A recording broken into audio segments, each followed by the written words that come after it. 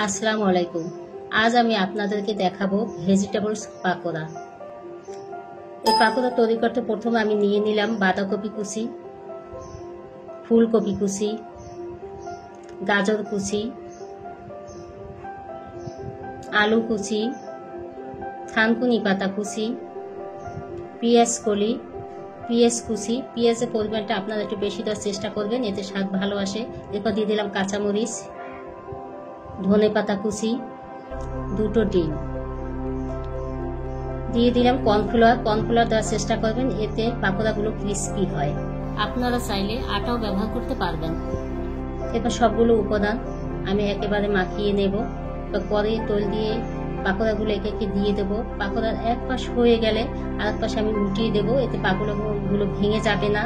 এভাবে আমি সবগুলো পাকোড়া ভেজে নেব। দেখুন আমার পাকোড়াগুলো দেখতে কত সুন্দর হয়েছে।